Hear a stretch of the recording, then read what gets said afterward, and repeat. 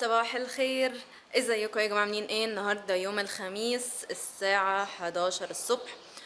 هروح دلوقتي مستشفى 57 ان شاء الله، اللي هي بتاعه سرطان الاطفال، عشان متجمعين انا وكام حد من اللي بيعملوا فيديوهات. هنروح هناك نصور مع الاطفال لايف وفيديوهات ونتكلم معاهم ونحاول يعني ان احنا نشجعهم ان هم يستحملوا كده. قلنا نروح نعمل حاجة خير، فالنهاردة هيكون يوم من فرح غيرك ان شاء الله.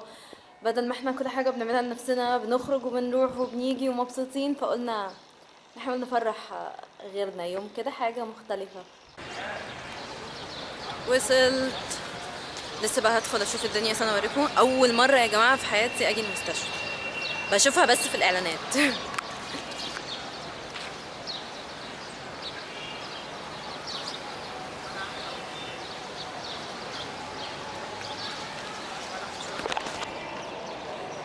هدخل بقى دلوقتي ونشوف. هم قالوا لي ان هم جوه في كذا حد، يعني هي اصلا اللي عامله الحفله هي اسماء عماد، اللي ما يعرفهاش برضه هحط اللينك بتاعها تحت. وهدخل بقى دلوقتي.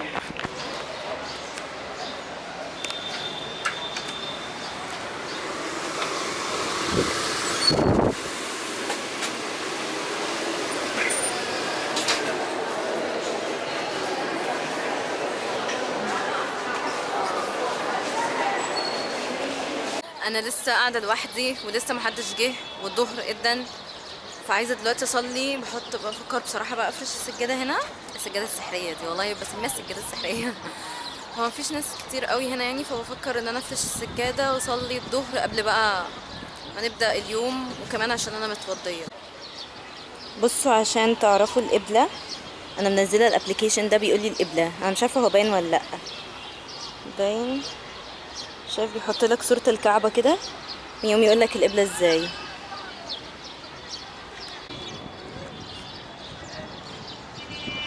انا ليه صورت لكم الست اللي هي كانت لسه بتصلي؟ عشان هي لما شافتني بصلي قامت جت ورايا وصلت. فعايزه دايما اقول لكم حاجه: ابداوا انتوا والباقي كله هيجي وراكم في اي حاجه في حياتكم.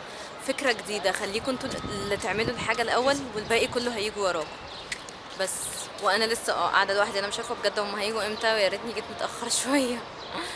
ادي اخرة اللي بينتظم على مواعيده. عارفين يا جماعه، في ظاهره دلوقتي انا شايفاها مضايقاني جدا جدا، يعني لو تدل على شيء فهي تدل على الجهل اللي احنا فيه ده. يعني الاطفال هنا طالعين عشان يتعالجوا، كل واحد ياخد الجلسه بتاعه العلاج ايا كان العلاج اللي هو بياخده، واطفال كلهم يعني ربنا يشفيهم يا رب، وبجد بدعي لهم من كل قلبي. بس انا مش مضايقني غير حاجه واحده: اهاليهم. انا بجد كميه الناس اللي اهاليهم انا شايفاهم خلصوا مع اطفالهم الجلسات، خرجوا اول ما حط رجليهم بره باب المستشفى كل واحد فيهم ولع السيجاره اللي في ايده. انا مش هتكلم عن اضرار السجاير وان احنا اساسا متخلفين العالم كله. يعني عايزه اقول لكم ان مثلا سنغافور بيحاولوا ان هم خلال 10 سنين تبقى بلد من غير دخان، سواء سجاير سواء اي حاجه من حاجات التدخين دي. يعني انت لو يا ابني، طب يعني انت بتضر ابنك، بتضر الهواء بتاع البلد، بتضر اللي حواليك. طب يعني انت لسه يعني اشحال ما انت ابنك اساسا تعبان ومش قادر، يعني انت في ايدك اكبر مسبب من مسببات السرطان. يعني ربنا يهدينا جميعا ويعقلنا وينور لنا الضلمه اللي احنا فيها دي، ونزود العلم اللي احنا عندنا. بس انا كنت عايزه لازم اتكلم في نقطه زي دي بجد، يمكن تفيد اي حد.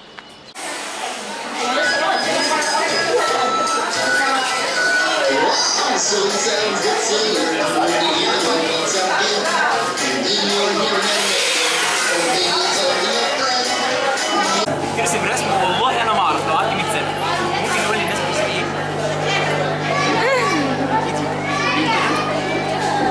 انت اسمك ايه اصلا؟ الرسم ده جميل قوي. اسمك ايه؟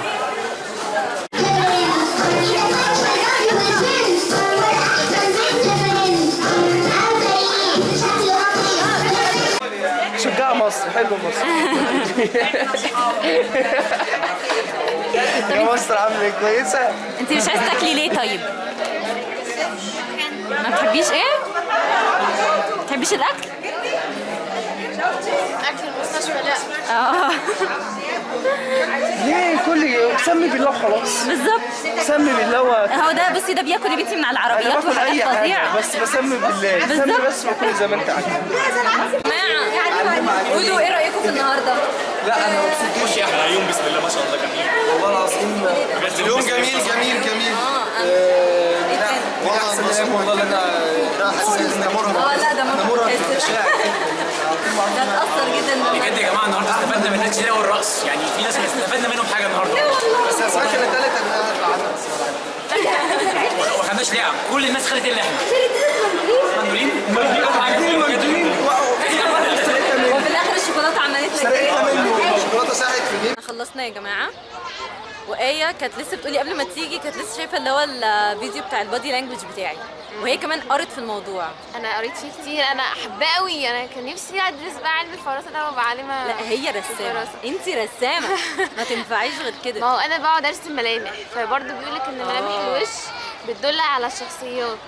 عايزه اوجه رساله للناس اللي تعبانين، ورساله للناس اللي الحمد لله ما عندهمش حاجه، وربنا يعني بجد انا شايفه ان دي حاجه ربنا يعني يرحمهم من حاجه. انا شايفه بقى ان الناس التعبانين هم الناس اللي مش تعبانين بس قاعدين في البيت مش بيعملوا حاجه، أو اللي هم التعبانين اللي هم معترفين ان هم تعبانين.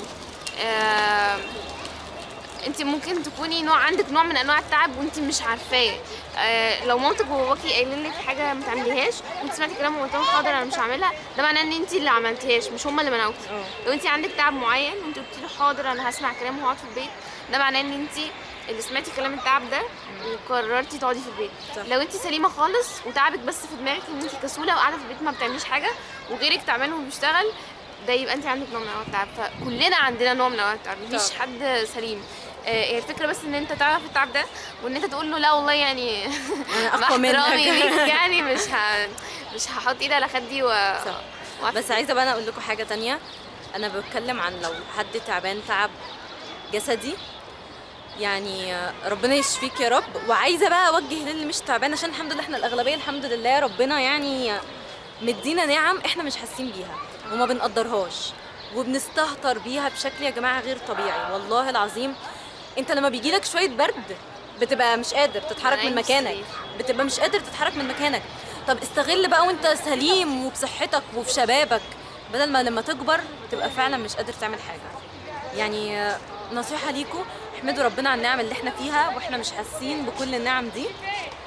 بس يعني مش هقول اكتر من كده. يلا بحبها قوي ايه دي. والله شكرا. باي باي. باي.